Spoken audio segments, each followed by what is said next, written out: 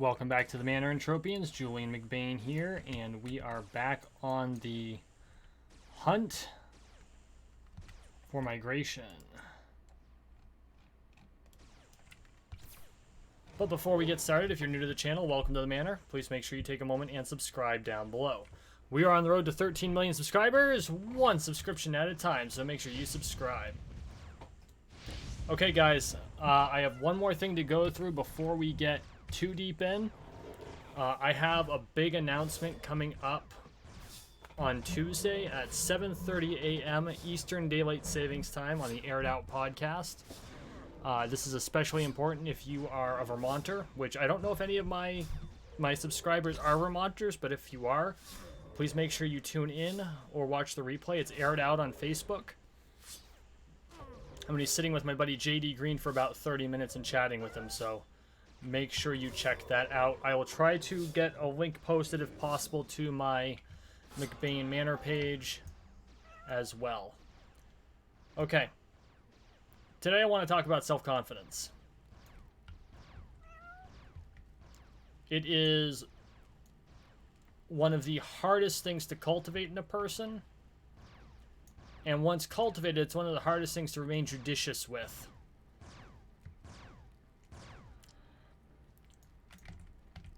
Self-confidence is desperately necessary in order to succeed. If you don't have confidence in yourself, you ain't getting nowhere. And boy, are you going to get there fast. And there's a couple of things that you should keep in mind when dealing with self-confidence. And one of them is it's not going to come quickly, especially if you don't have it to begin with. The other thing is you need to make sure that as much confidence as you have in yourself, you need to remember that doesn't mean you're infallible. Okay? But what I really wanted to go in is a reading from Napoleon Hill's Think and Grow Rich. It's from his segment on the self-confidence formula, and it's the first paragraph, which is very, very short, so I'm going to read it in full. Again, this is from Napoleon Hill's Think and Grow Rich. First, I know that I have the ability to achieve the object of my definite purpose in life. Therefore, I demand of myself persistent, continuous action toward its attainment, and I here and now promise to render such action, unquote. It is desperately necessary that you be willing to do whatever it takes to achieve your definite purpose, to determine what that purpose is and achieve that definite purpose. The only caveat to that statement is you need to do it in such a way that it harms absolutely no one.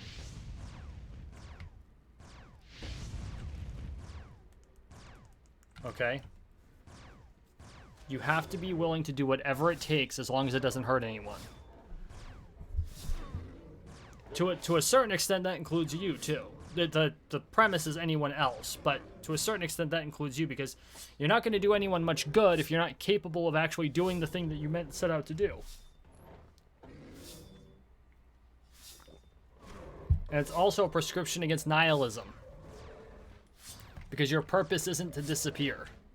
We all have purpose in this life, kids. We all have something that we are meant to do. We just got to figure out what that is. And I'm not talking from any religious or divine standpoint. There is something that we are good at, that we are able to provide to the world as a service or a good, and it is our duty to provide that.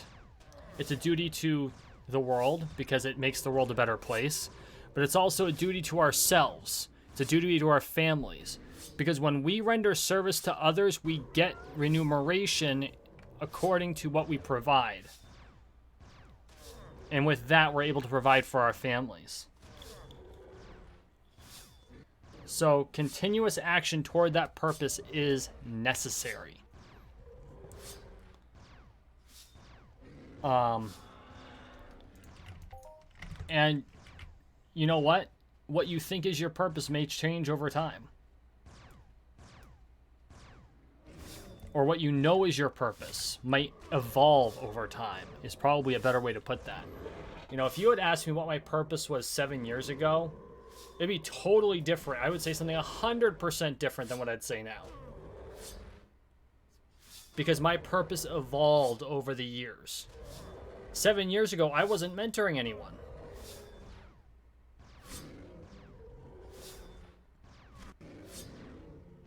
You know, 7 years ago, I was just barely learning how to swing a sword. No, I was living out in North Dakota. It was just after my divorce. No, this was 8 years ago now, excuse me. Just after my divorce, I'm in North Dakota. My son's 2,000 miles away.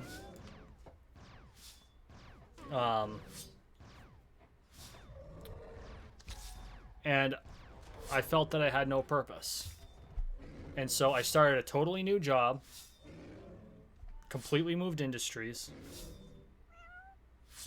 And I picked up the sword for the first time. At that point, my only purpose was to get my son back. That would take a little while, but I got there. Or more accurately, I moved to him, but that's okay. Complicated story. But then I built more purpose to have a real career, to learn how to manage my finances, to help other people manage their finances, to help disadvantaged people learn to manage their finances. And I did for years.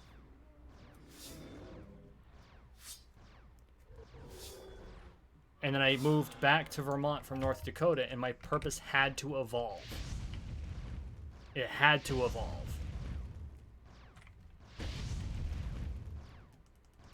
And so my purpose evolved.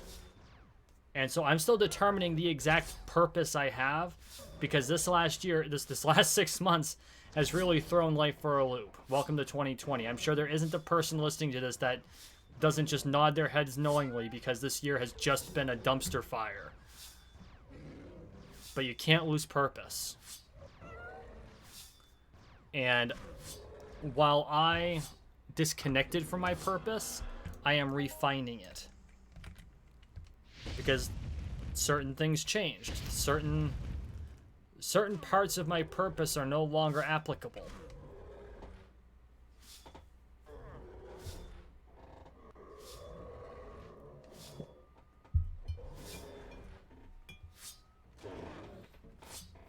And so now I have to realign, reset. Yesterday on my live stream, so I'm recording this on Saturday night for a Sunday morning broadcast. So Friday on my live stream, I talked about goals, and I hadn't completely revamped the goals, but I trimmed them. But the base ones were still there. Go rewatch the live, or do the replay if you want to listen to those goals. But the gist of it was how much money I'm looking to have, what my career goals are, you know, how many subscribers I plan to have. 13 million. I say it every video. My goals for the Guard, because I'm in the Vermont State Guard, which is a state defense force, not the National Guard. And my goals for what I'll be announcing on Tuesday. And I was very vague with that particular goal on purpose. And so I realigned. And, you know, I think another one that I'm going to have to add to that is I have a long history of volunteering. I have not been able to do as much over the last few years. In fact, over the last, decade. And part of my desire is to get back into regular volunteering. And so maybe I should have added that to the list. But these are all things that are important. You know, they're important to me. This gives me my purpose. And so you need to find out what you feel is important to you that will give you your purpose. For some people, it's taking care of their family. There's nothing wrong with that. Making sure their kids grow up to be strong, independent, healthy children, or healthy adults. You know, caring for a spouse, caring for your parents, caring for a homestead, or taking care of a farm. These are all noble goals. Other people have goals as well that are wildly different, you know?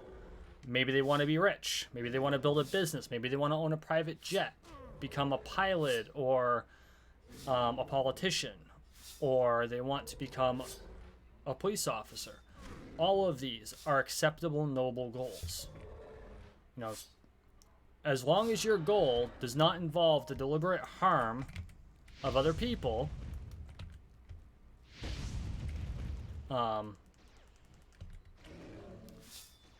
and I mean that technically, because there are certain professions where it is inevitable, i.e. the military. If you're a war fighter, that the purpose of war is to affect political change through violence. And soldiering is a noble profession. But it is a violent one. But what I mean by without harm to others is harm to others through nefarious means. So I don't want people to think that I'm anti-military. I'm absolutely not. In my opinion, there's almost no more noble profession than being in the military. They're the ones that protect the nation. Protect us from outside harm.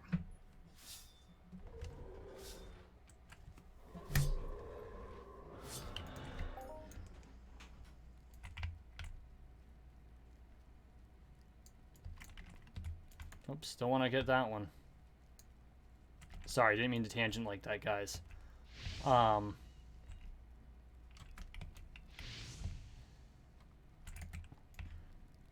I snipe him from here? Yes.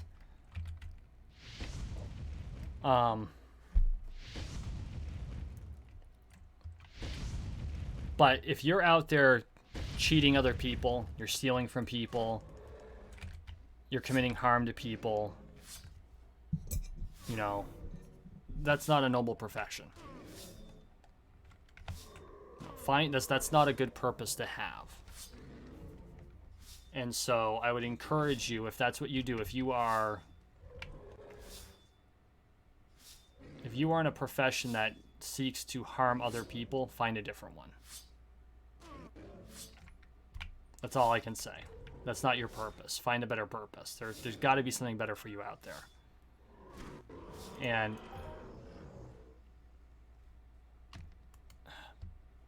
because what do you ultimately get out of it?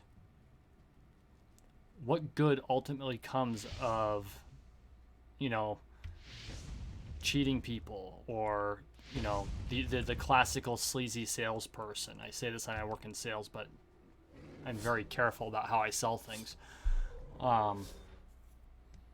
You know, the huckster, I'm trying to think of very overtly without, because there are a lot of professions who historically were very sleazy and have cleaned up a lot since like the 70s and 80s. But you get the stereotypes of like the used car salesman. And I hate to use that because I know plenty of really good people who work in the car industry. But the 1980s stereotypical used car salesman, like the one in the original Transformers movie with Shia LaBeouf in it. You know,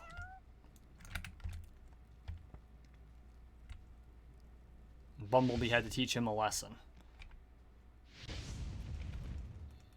You have to be honest in all your dealings if you're going to expect to win. That's what it comes down to. You have to be honest in all your dealings if you're going to expect to win. And this is a hard pill to swallow, because sometimes the white lie is easier than the harsh truth. But eventually the white lie catches up with you. You know? And so if you screw up, say, look, I dropped the ball on this one. I'm sorry. Here's what I've done to correct it. And you know what? 90% of people, I dare say 99% of people are going to be like, yeah, no problem. You fixed it. I had one I seriously buggered up, and it could have gotten, actually could have got my customer in a lot of trouble. And I was able to fix it. And it was a pretty serious F up. Like, I seriously effed this up. And I spent 2.5 hours fixing it. And I came back to the customer with the correction, with the solution. And he was mad. He had a right to be mad.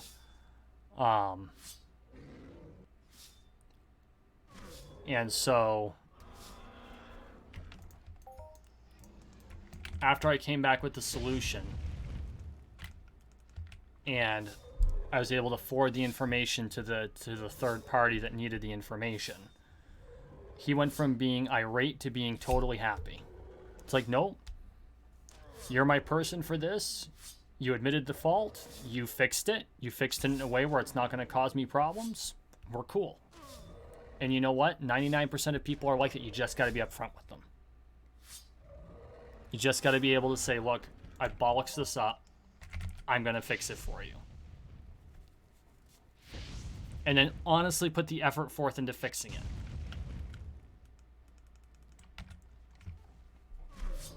But that's what it means to achieve your purpose, is to go that extra mile. Push to achieve what it is you look to achieve. And then admit to your mistakes when they come up. And don't just say, look, I'm sorry, I'm so sorry. Solve it, correct it, fix it. Because that's where a lot of people, they seem to drop the ball. They're like, I screwed up and I'm sorry, but then they don't do anything to fix it. They abdicate the responsibility of correcting the mistake they made. That's not how you attain your goals. That's not how you achieve your purpose. You've got to be willing to go that extra mile and fix the mistake you made. Admit to the mistake and fix it. I've made plenty of mistakes in my life. Some of them I've been able to fix. Others I'm still figuring out how to fix them.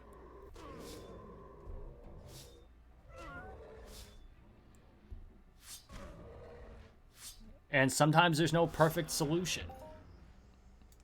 And guess what, kids? You're going to have to live with that. And it sucks.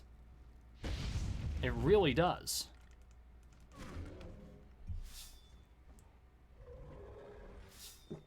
But that doesn't mean you give up. That means you accept the consequences of that as feedback. And you move on to the next step. But that's only after you look for every opportunity to correct. There are some things you can never correct, like lost time. Time is something you can't manufacture. It's the only thing you can't manufacture ultimately. I mean, hell, we've even managed to... We've theoretically created a way to manufacture a black hole. Okay?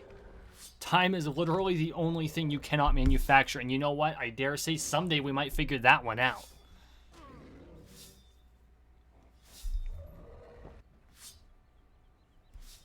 Because our scientists are both geniuses and insane. But it's important that when that comes up, you're able to say, yes, this is on me. What can we do moving forward?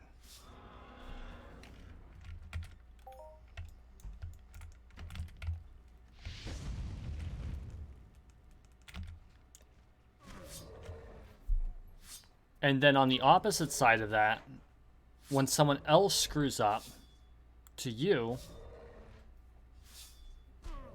give them the opportunity to correct for it.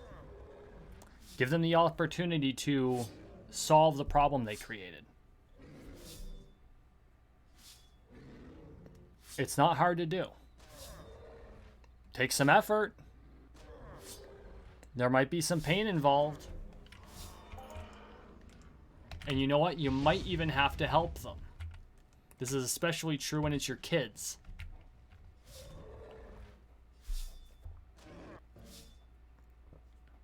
No. My son is 12. He's made mistakes. sometimes I've had to help him correct them. Because that's my job as his father.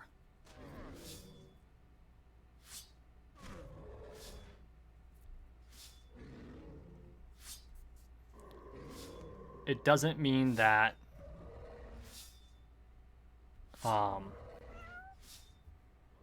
it doesn't mean you have to like that it was done.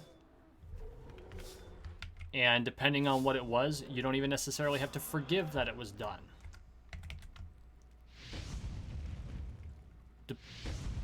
For the most part. And I mean that from a technical perspective, because if you allow them to correct, and they do correct, then you absolutely should forgive what was done.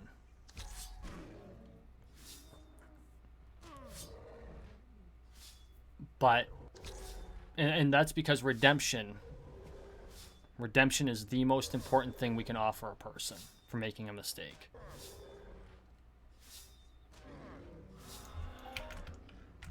Not something you hear very much of these days.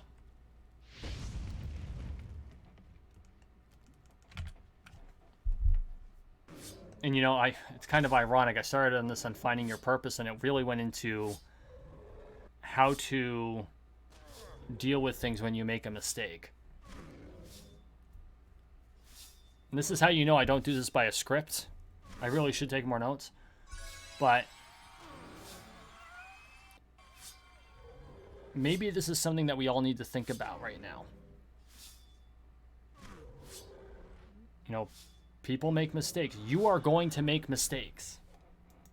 You're going to make a lot of little ones. You're going to make some really big ones. The first person that needs to forgive you is you. Actually, no, that's not accurate. The first person that needs to forgive you is the person you wronged. The second person who needs to forgive you is you. If the person that you screwed the thing up on says it's all good, it's time to stop beating yourself up over it. Learn the lesson, figure out what went wrong, accept that it happened, and never do it again. And as long as you never do it again, then you're fine.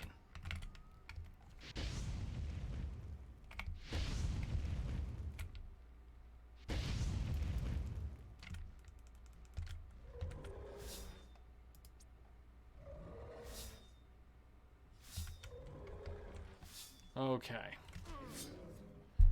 So that's all I've got for a lecture for you guys today. I know it's a little short. Sorry about that, but I'll come back to you on Wednesday with a longer lecture. So, thank you for watching. Thank you for listening. Please like, share, and subscribe down below. We are on the road to 13 million subscribers, one subscription at a time, so make sure you subscribe. And once again, Aired Out Podcast, Tuesday, 7:30 a.m. Eastern Daylight Savings Time. Be there, or at least watch the replay.